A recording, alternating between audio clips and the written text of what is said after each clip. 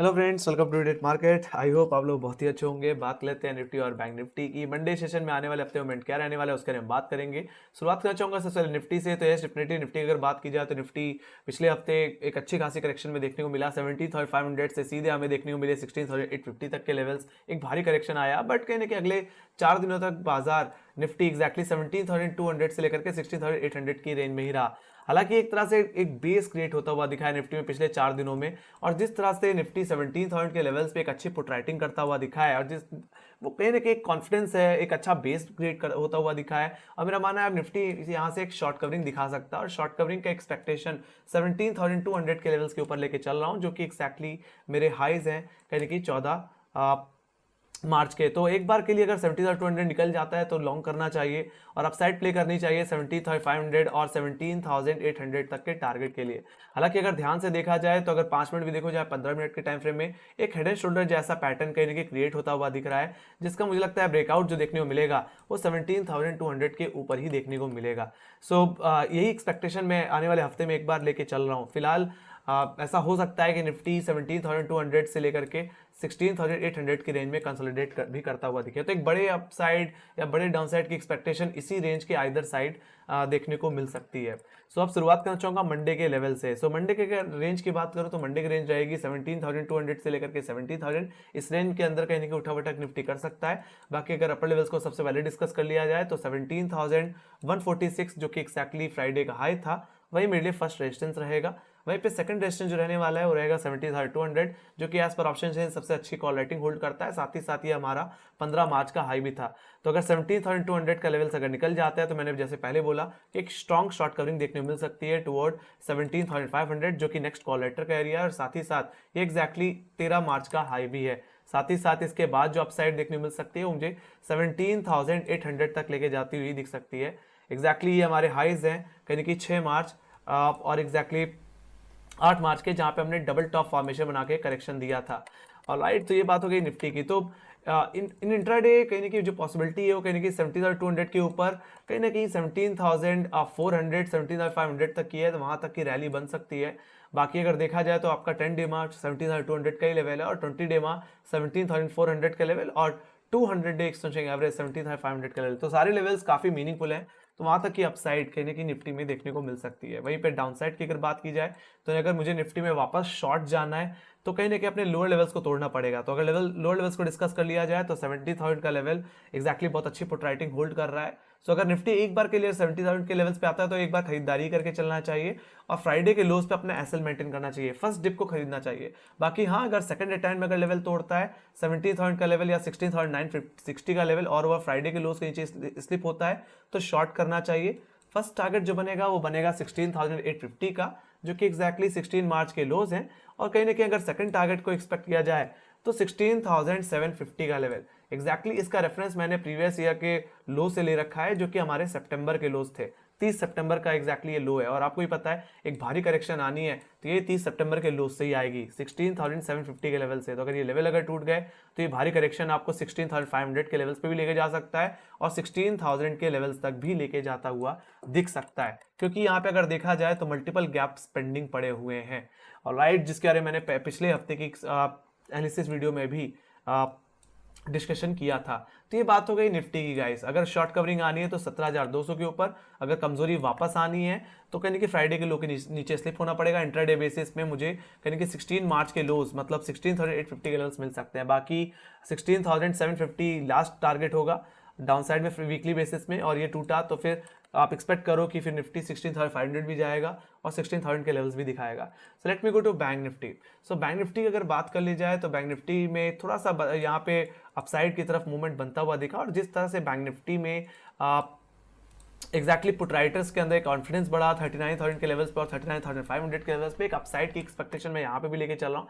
अगर यहाँ पे भी देखो तो यहाँ पे भी एक हेड एंड शोल्डर पैटर्न जैसी सिचुएशन क्रिएट होती हुई दिख रही है एग्जैक्टली यहाँ पे भी।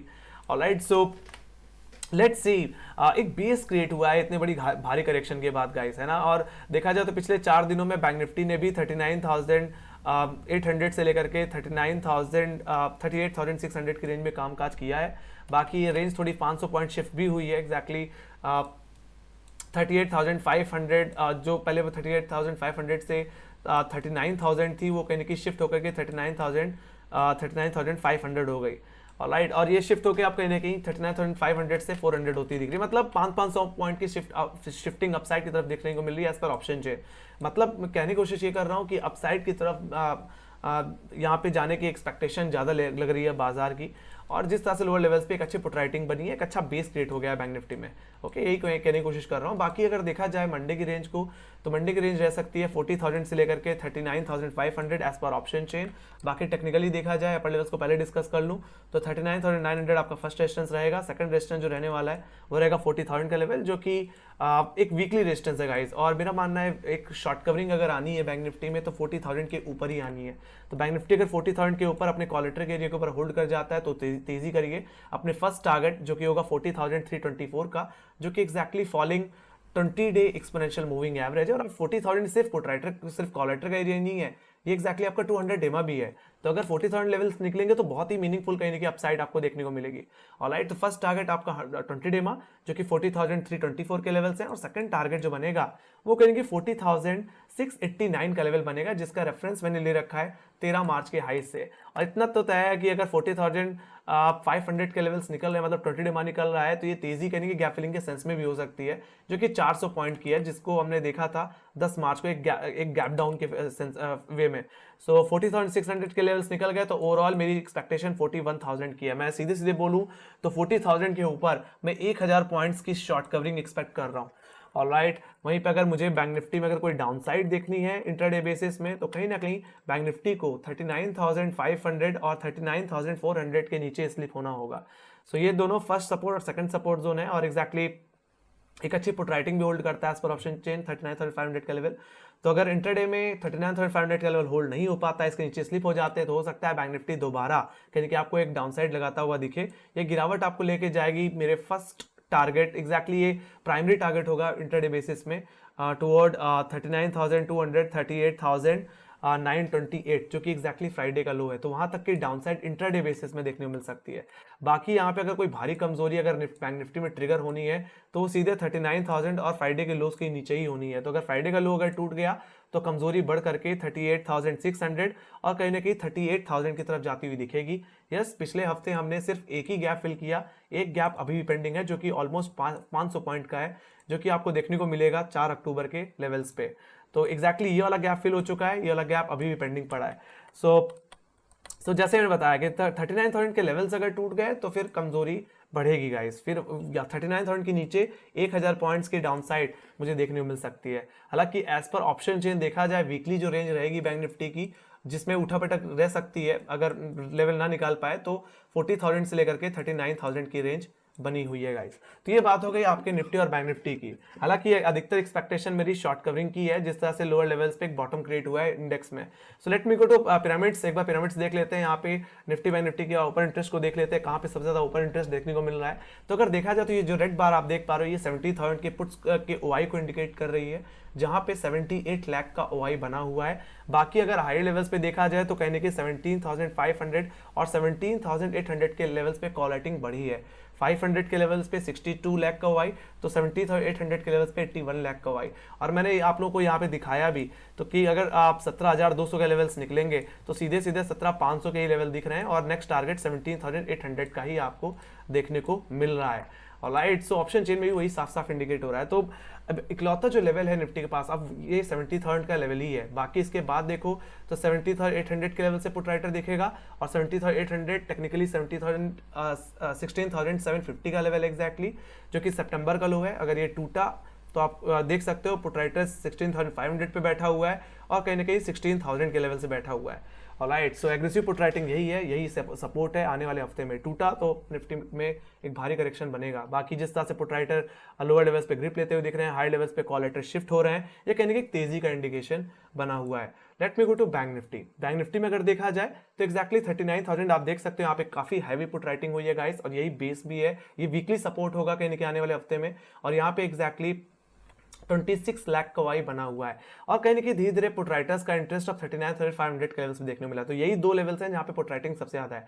बाकी ऐसा नहीं कि कॉल राइटर्स नहीं है, डेफिनेटली कॉल राइटर भी है जहाँ पे 16 लाख का वाई बना है। तो ये एक टसल जोन है, एक तरह से मैं मिड लाइन कह सकता हूँ ऑलराइट 39,500 के लेवल्स को कि यस इट डिपेंड्स कि अगर 39,500 के ऊपर खुलेगा तो 40,000 के लेवल्स की तरफ बैंक निफ्टी जाता हुआ दिखेगा, या शुरुआत में अगर 39,500 के नीचे अगर बैंक निफ्टी स्लिप हो जाए सो आपको दोबारा लोअर लेवल्स मतलब 39,000 के लेवल्स देखने को मिल सकते हैं। तो एक लक्ष्मण रेखा की तरह 39,500 काम करेगा, शुरुआती आधे घंटे में जिस तरफ होल्ड करे उस तरफ मोमेंटम आपको देखने को मिल सकता है।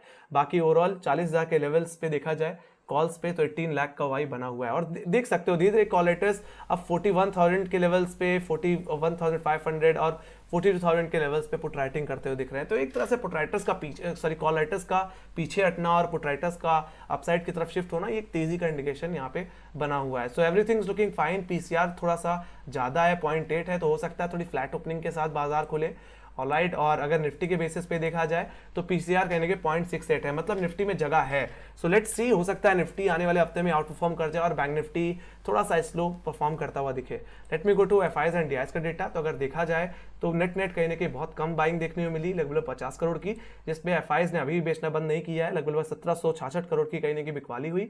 तो फिर डीआईज की बात की जाए तो पिछले दिन की तरह फिर से कहने की खरीदारी की, बाजार को डाउनसाइड के लेवल्स दिखाने से बचाया। लगभग 1800 करोड़ की यहाँ पे खरीदारी देखने को मिल रही है। तो मेरा सीधा सीधा यही मुद्दा है कि जब तक एफआईज लगातार खरीदारी नहीं करेंगे तब तक बाजार में अपसाइड के कॉन्फिडेंस बन नहीं पाएगा। हमें नियर टर्म में बस शॉर्ट कवरिंग ही देखने को मिलेंगी। ओवरऑल जो ट्रेंड रहेगा वो कहने की वीक ही बना रहेगा। और यस डेफिनेटली 22 तारीख को कहने की फेड मीट भी है, तो लोगों की नजरें उसी चीज अभी इंटरेस्ट रेट पे ही है। तो यस डेफिनेटली अगर इंटरेस्ट रेट फेड ऑफिशियल्स नहीं बढ़ाते हैं, फेडरल रिजर्व नहीं बढ़ाता है, तो कहीं ना कहीं बैंकिंग स्टॉक्स के साथ सॉरी इन्फ्लेशन के बढ़ने के चांसेस बढ़े रहेंगे। तो वहीं पे अगर इंटरेस्ट रेट बढ़ा देता है एकदम से तो बैंकिंग स्टॉक्स की तो हालत बुरी है। और आप देख सकते हो यूएस बाजार पिछले दिन फ्राइडे सेशन में फिर से गिरा due to banking sector guys. और लाइट तो मेरा मानना है कि यहाँ पे एक ऐसा भी नहीं है कि एकदम से इंटरेस्ट रेट को घटा मतलब बढ़ाए ना, कोई चेंजेस देखने को ना मिले, या तो बहुत ज़्यादा इंटरेस्ट रेट बढ़ाता है मतलब 50 बेसिस पॉइंट। मेरा मानना है कि यहाँ पे बीच का जो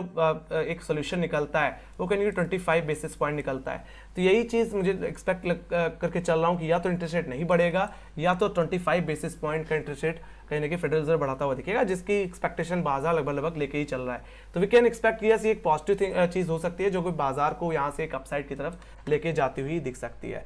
सो बाकी बात कर लें ग्लोबल इंडिसेस की, तो ग्लोबल इंडिसेस में अगर सबसे पहले यूएस मार्केट को देखा जाए तो यूएस मार्केट में 1% की मतलब डाउ जोन्स में 1% की कमजोरी, तो S&P 500 भी 1% की कमजोरी के साथ बंद हुआ। नैस्डैक 0.7% की कमजोरी के साथ बंद हुआ। और कहीं ना कहीं अगर यूरोपियन मार्केट की बात की जाए तो यूरोपियन मार्केट में भी काफ़ी भारी कमजोरी देखने को मिली। तो 1% की कमजोरी FTSE CSE डैक्स में देखने को मिली।